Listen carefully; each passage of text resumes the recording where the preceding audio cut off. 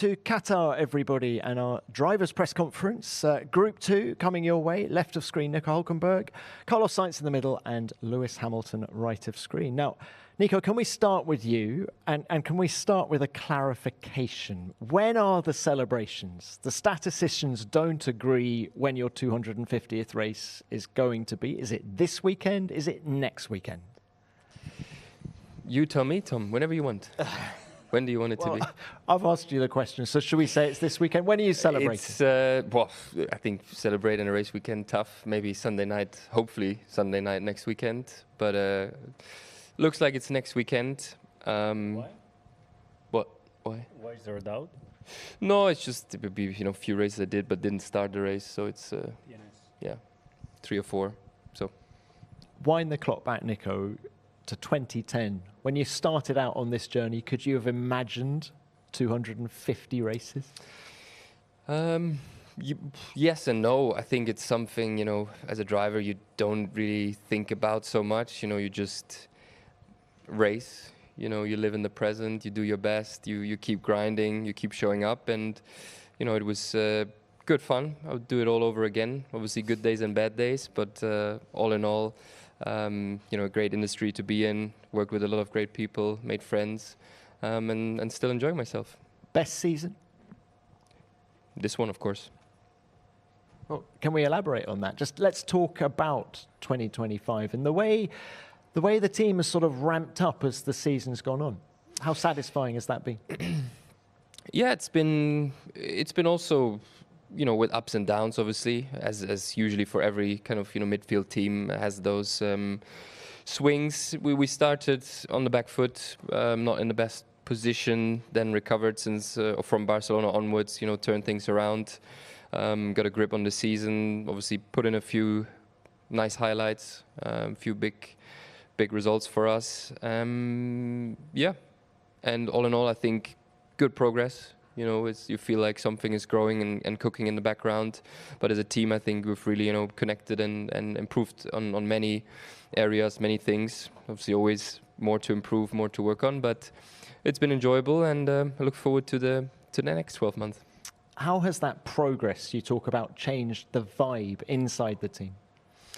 Yeah, the vibe's good. Obviously, when you have results, when you racing for points, you're battling. It's a different feeling. Everyone is obviously happy and engaged, and it brings a certain vibe and environment. And I think you shouldn't forget where the team came from last year, which was obviously a very difficult season for them.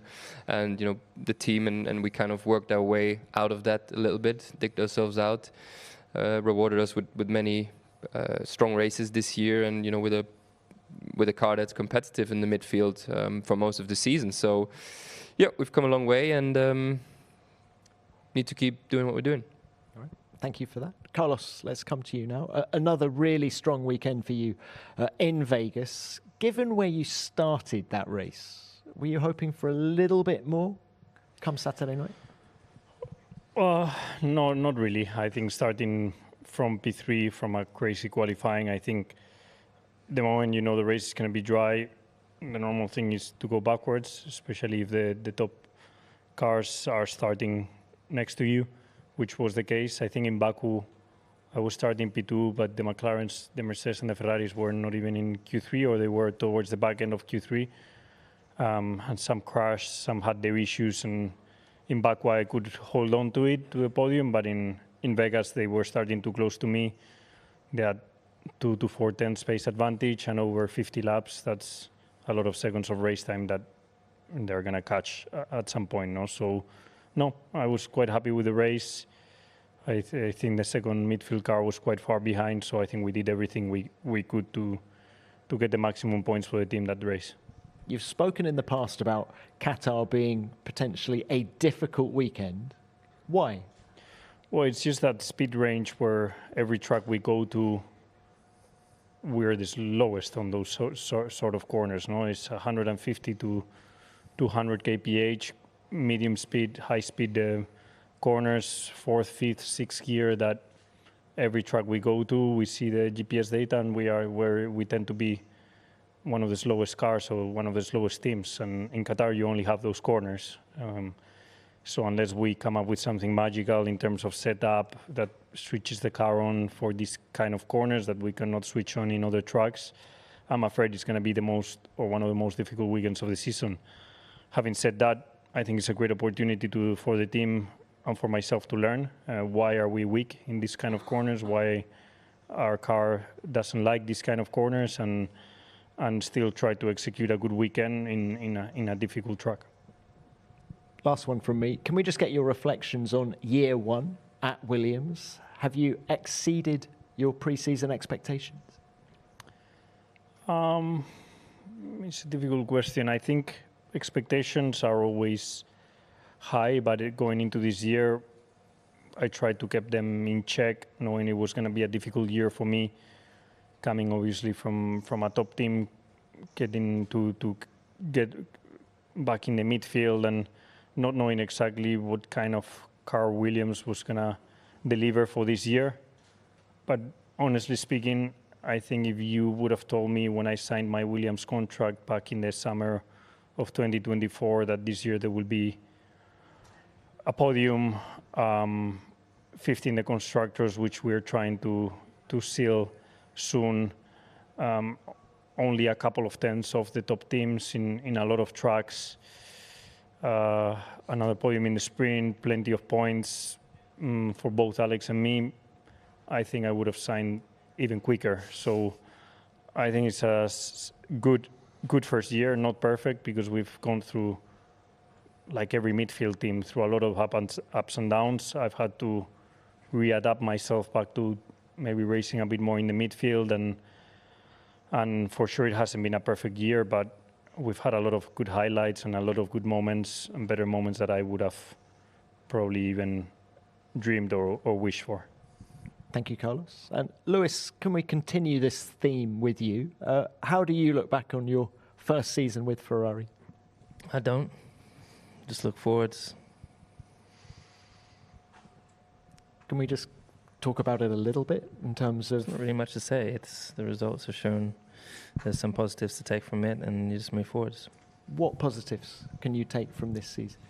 Gelled in the team, and there's amazing passion within the team, and it's good focus on for next year. What's the biggest thing you've learned in the last 12 months or so?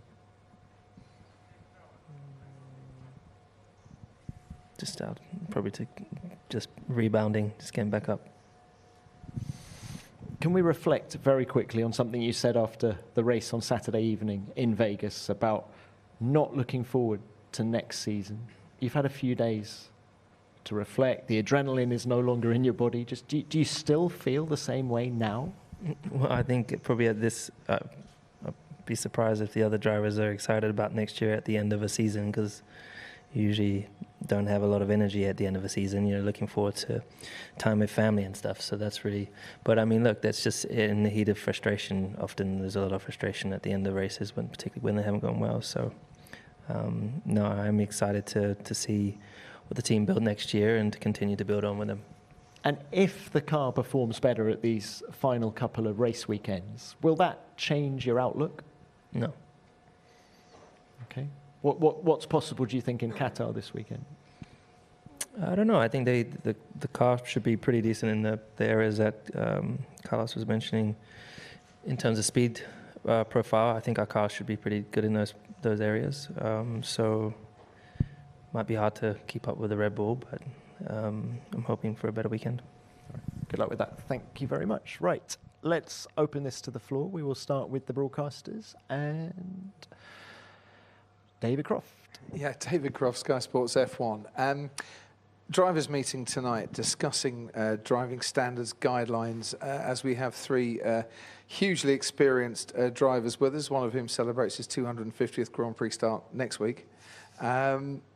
What would you like to see change in those driving standards guidelines that isn't quite right at the moment?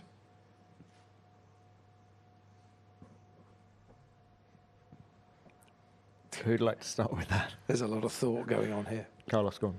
I'll go. GPDA. I think first we need to sit together, analyze quite a few of the incidents that I think there's been quite a lot of division in opinion between drivers, FIA, stewards, just different ways to judge different incidents. I think this year there's been quite a bit of confusion regarding a few of them. I think we need to sit together and go through them and analyze them calmly, out of a heat of the moment, like we are now on a Thursday before a race, and try to all hopefully come up with a solution, a better solution for the future. My personal opinion, and here I'm not talking from GPDA perspective, I'm just talking as Carlos Sainz, is that there is potential to do better, and I think the guidelines themselves have created more problems than solutions to a lot of issues that have happened this year in the ways we judge incidents, and there's been barely any room for racing incidents this year. There's always been either white or black because we've been supported by the guidelines, and the guidelines haven't allowed racing incidents to be judged as racing incidents, because there was always a tire in front or behind a mirror, or a tire in front or behind a front or rear tire, whatever the guidelines say, that I don't know them by heart.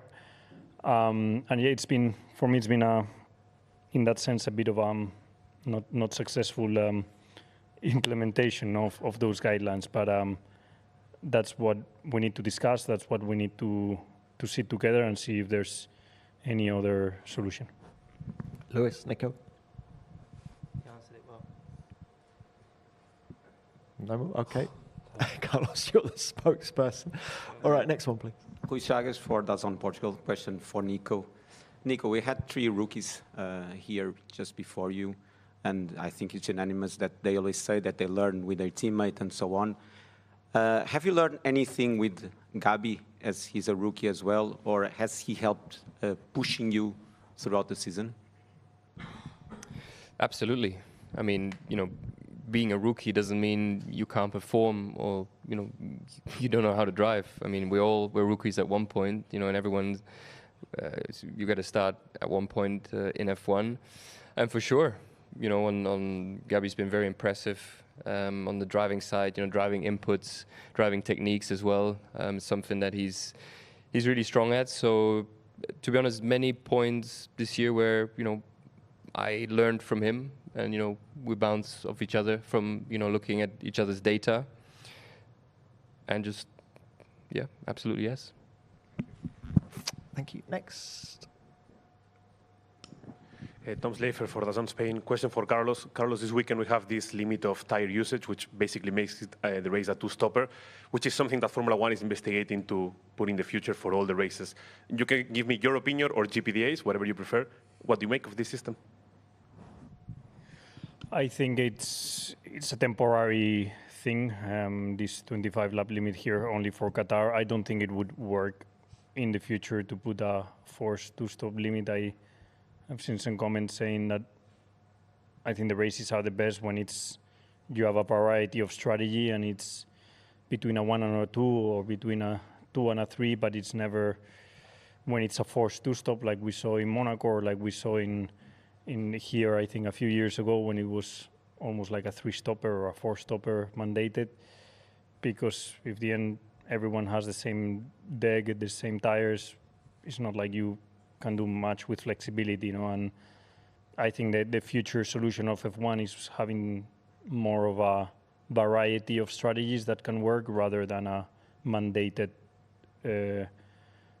number of stops. So, but I think for here it's just purely reliability, and we will see. Thanks for that. Mara? Mara San Giorgio for Sky Sports F1 Italy. A question for Lewis. I was looking at the standing, and you and Kimi are very close. You know him, you work with him. How do you see him? How do you see his progress as an opponent this year? Kimi? Yep. Oh, I mean, I haven't worked with Kimi, but I'm enjoying watching him grow as a man and as a driver, and I think he's done an amazing job this year. And I think particularly in the second half of the season, he's really stepped it up. So I'm really happy to see that, and we have a great relationship. Thank you. Thank you. Any more from the... Yep, sure, at the front. Hello, Panos Edanis from Andena TV Greece. A question for all three. We have, in 2 turns ahead, a dawn of a new era for Formula One. I know you don't have crystal balls, but what is your gut feeling about where your teams will be next year? Lewis? I don't have a gut feeling. I don't know. No one knows. No one knows. I have a good feeling, but no one knows. Yeah, gut feelings are not worth that much. Hopefully a bit, stronger than what we are now, but